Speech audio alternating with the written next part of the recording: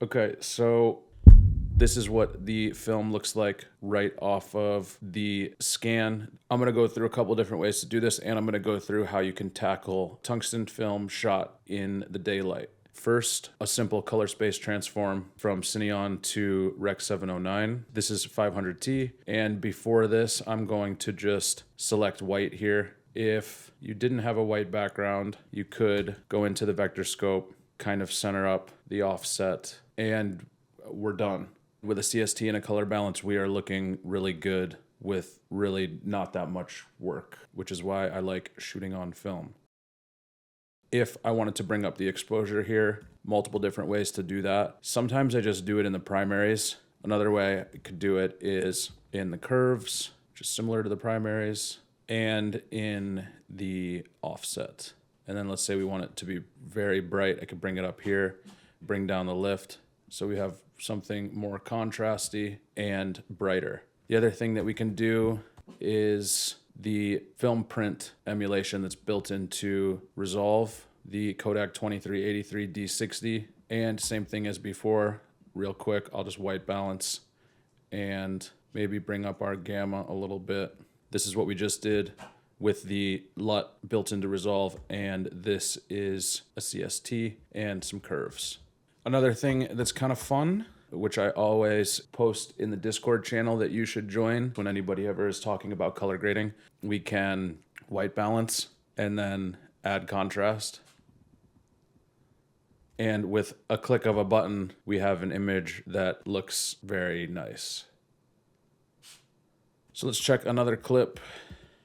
This could work because we have some green back here. Maybe I'll white balance on a shirt, add contrast. Wow. And then let's say I want this to be a little cooler, and before our contrast, I will bring everything down. And let's say I want to add just a little green. With very quick and minimal work, we have this. I'll make a new version and we can check it with the CST. I will then, again, before white balance to a shirt, bring things down and maybe somewhere around here. Then maybe we could see a little contrast. So we have with the CST and what I had, two different approaches, but you can see why I like just adding contrast, which is nice because in digital you can't really do that. The last thing we'll do is add the 2383 LUT that's built into Resolve. Again, I will white balance on her shirt. Let's cool it down a little bit. That looks pretty good.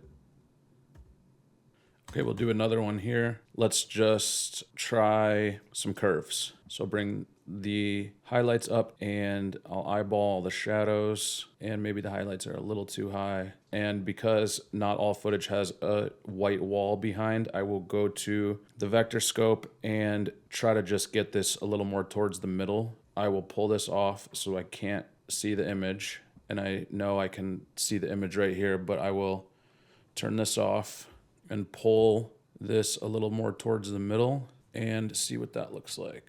So we are more balanced, but we have a lot of blue in the shadows. So I'm just gonna back that off a little, maybe to somewhere around here, and then possibly pull down the highlights before. And then we will do another one with the LUT. And before that, I will just white balance on here. So mine is a little more green. Let's pull down our exposure till she is proper. And for this one, let's see what it looks like to lift the shadows. So I'll lift the shadows and then pull down the gamma, and that's looking great.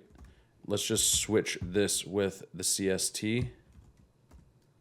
So we have CST and the LUT that's built into Resolve. So somewhere between these two options and just adding contrast, you will very quickly be looking nice in Resolve. And here's a couple other shots just with this grade on it. This is 50D. I'll leave our LUT and white balance to the back here and then pull things down, and that's looking pretty good. This is with the LUT and just things brought down and balanced out a little bit. This is what we get off the camera.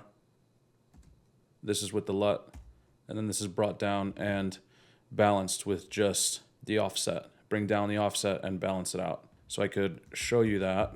So bring down our exposure, pull out some of the magenta. That's what I had before, and that's right now. So let's just pull it out a little more. Pretty similar. I would say that's pretty good for just eyeballing it. Oh yeah, spot on.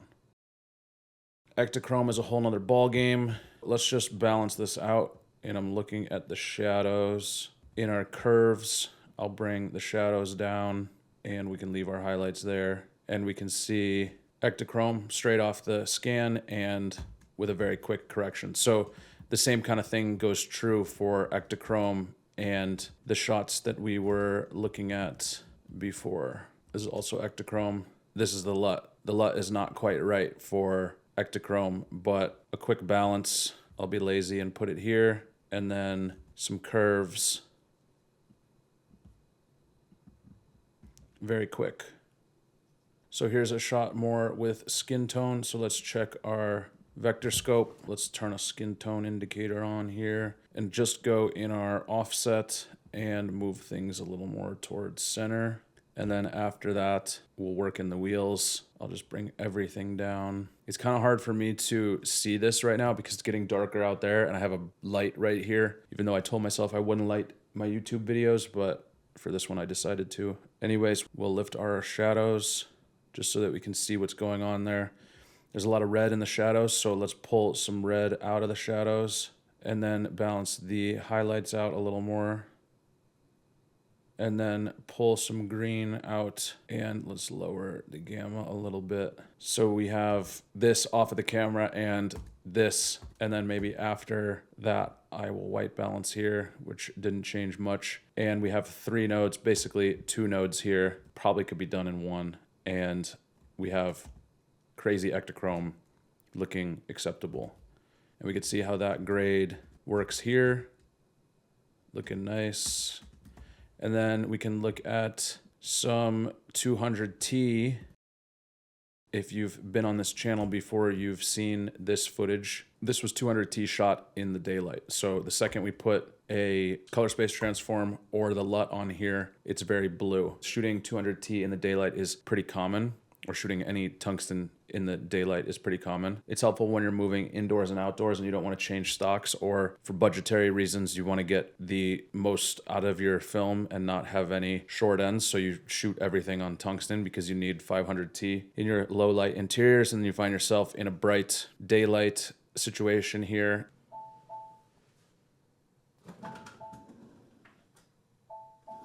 Not the best time for this. Oh my God. For some reason, the fridge was beeping and it wouldn't let me turn it off. And it said the freezer was too low. When I was in there, I saw this, this is the best Ben & Jerry's ice cream that I've ever had. So try that out. Vanilla caramel fudge.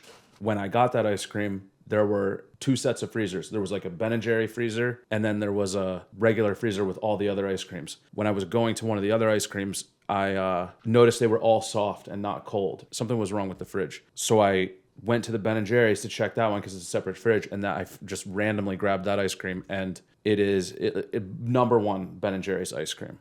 Also, another side note, Audio is the company that I get all of my music from. In the last video that I posted, I had like a happy accident where I used Linkmatch AI and put a song in and had one of my best transition to footage moments in my YouTube career. And that was just found very quickly using Linkmatch AI, where you upload the song to Audio and it returns a song that has a similar feeling to that. So makes it easy. And now they have stems. So Pro subscription has stems, Linkmatch AI, and lifetime subscription has unlimited music for your lifetime.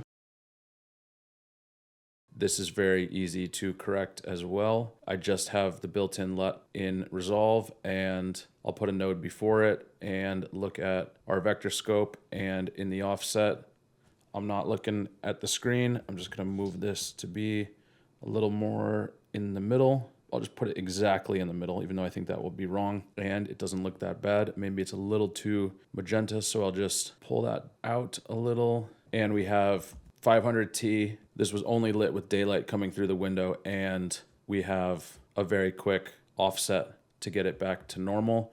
And then above that, let's just say We wanted to play with our highlights and shadows, so let's bring up our shadows.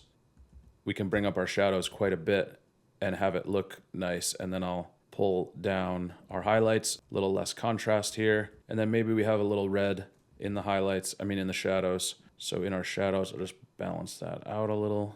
So that removes the magenta from the shadows, the film print LUT, and some easy balancing in just a couple nodes, which also could probably be done in one. All right, that's it. I'm out.